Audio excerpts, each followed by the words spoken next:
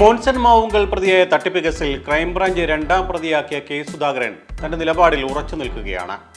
അന്വേഷണം നേരിടും, ഭയമില്ല 100%. നിരപരാധിയാണെന്നും കോടതിയിൽ വിശ്വാസമുണ്ടെന്നുമാണ് കെ സുധാകരൻ വ്യക്തമാക്കുന്നത്. ഇതിനിടെ പാർട്ടിയെ പ്രതിസന്ധിയിലാക്കുന്നതിലും സുധാകരന് താല്പര്യമില്ല. ആരോപണം ഉയരുന്ന സാഹചര്യത്തിൽ പാർട്ടിക്ക് ഹാനികരമാകുന്നതൊന്നും ചെയ്യില്ലെന്നും KPCC പ്രസിഡന്റ് സ്ഥാനം ഒഴിയാമെന്നും അദ്ദേഹം നിലപാടെടുക്കുന്നു. എന്നാൽ കെ സുധാകരനെതിരായ സർക്കാർ നീക്കത്തെ രാഷ്ട്രീയ പ്രേരിതമായാണ് കോൺഗ്രസ് കാണുന്നത്.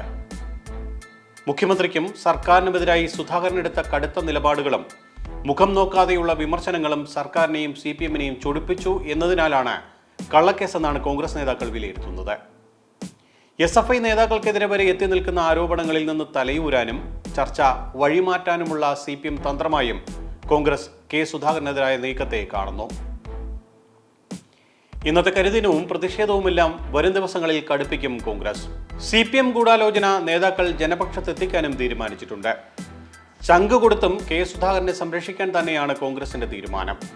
പിണറായി സർക്കാരിന്റെ അഴിമതി ചെളിക്കൊണ്ട് പുറത്തു പറഞ്ഞതിനാലാണ് ഈ കള്ളക്കേസെന്ന് വിളിച്ചു പറയുകയാണ് കോൺഗ്രസ്. ആ ചെളി എന്തിനാണ് കോൺഗ്രസിന് മേൽ പിണറായി തെറിപ്പിക്കാൻ നോക്കുന്നതെന്നും കോൺഗ്രസ് നേതാക്കൾ ചോദിക്കുന്നു. സുധാകരനെ ചതിച്ച് ജയിലാക്കാൻ നോക്കുമ്പോൾ ഒരു കോൺഗ്രസുകാരനും അടങ്ങിയിരിക്കാൻ കഴിയില്ലെന്നാണ് VD സതീശൻ വ്യക്തമാക്കിയിരിക്കുന്നത്. പരാതിക്കാരെ ഭീഷണിപ്പെടുത്തി തെറ്റായ മൊഴിയിൽ സുധാകരനെതിരെ കേസെടുത്തുവെന്നാണ് പ്രതിപക്ഷ നേതാവ് പറഞ്ഞത്. ആര് മൊഴി നൽകിയാലും കേസെടുക്കുമോ? എങ്കിൽ സ്വപ്ന സുരേഷ് നൽകിയ മൊഴിയിൽ കേസെടുക്കാൻ തയ്യാറുണ്ടോ എന്നും VD സതീശൻ CPM-നെ വെല്ലുവിളിച്ചു. കെ സുധാകരനെ അധ്യക്ഷ സ്ഥാനത്ത് നിന്ന് മാറ്റി നിർത്തുന്ന കാര്യം ആലോചിക്കുകയോ വേണ്ട എന്ന ശക്തമായ നിലപാടിലുമാണ് സതീശൻ. ചങ്ക് കൊടുത്ത് KPCC പ്രസിഡന്റ് സംരക്ഷിക്കുമെന്ന് VD സതീശൻ പറഞ്ഞതോടെ വരും ദിവസങ്ങളിലും സർക്കാരിനെതിരായ നിലപാടുകൾ ആവർത്തിക്കും എന്ന് തന്നെയാണ് വ്യക്തമാകുന്നത്. എന്നാൽ പ്രതിപക്ഷ നേതാവിനെതിരെ കൂടി വിമർശനം ഉന്നയിച്ചാണ് CPM സംസ്ഥാന സെക്രട്ടറി MV ഗോവിന്ദൻ രംഗത്തെത്തിയത്. ഇപ്പോഴത്തെ പ്രതിപക്ഷ നേതാവിനെതിരെയും മുമ്പത്തെ പ്രതിപക്ഷ നേതാവിനെതിരെയും കേസുണ്ടെന്ന് MV ഗോവിന്ദൻ വ്യക്തമാക്കിയതോടെ CPM നിലപാട് അസന്നിഗ്ധമായി വ്യക്തമാക്കുകയാണ്.